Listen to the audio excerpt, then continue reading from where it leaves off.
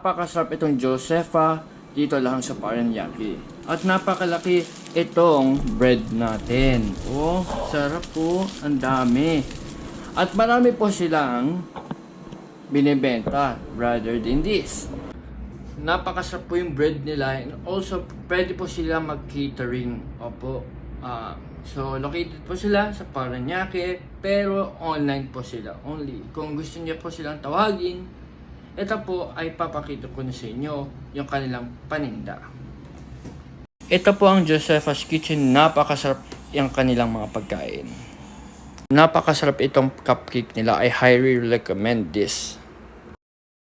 Pwede po din sila mag-cater for Christmas at New Year. At iba-iba pa. Ito po yung mga menu nila. Meron silang banana cake, chocolate cake, at iba-iba pa.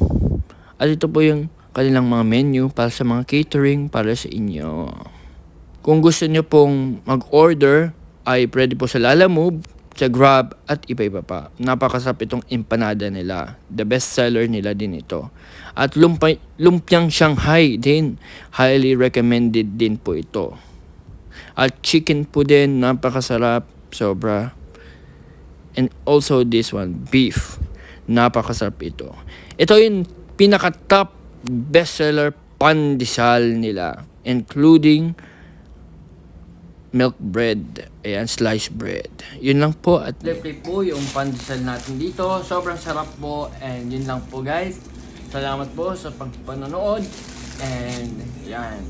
Marami pa tayong gagawin pong update sa mga pagkain all over the world. All over the Philippines. Yan po masasabi ko. Kaya like it, follow for more. Thank you. Salamat po sa inyo.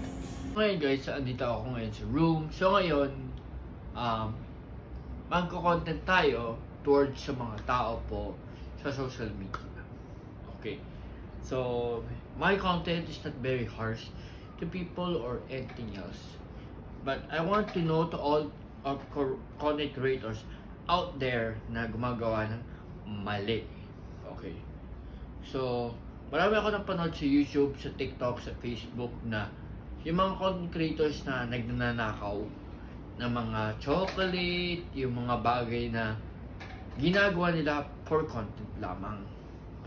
No, may pinanood ako isang content creator na gumapan sa gumawang technique na inilagay niya yung chocolate sa sa cup, tapos nilagay ng inumin, tapos ninakaw niya, di ba? Dapat be awareness lamang sa mga content creators out there. Paano pag nagaya nila yung allegedly baka magaya na magnanakaw. And siyempre naman, be awareness naman po sa content na ginagawa nyo.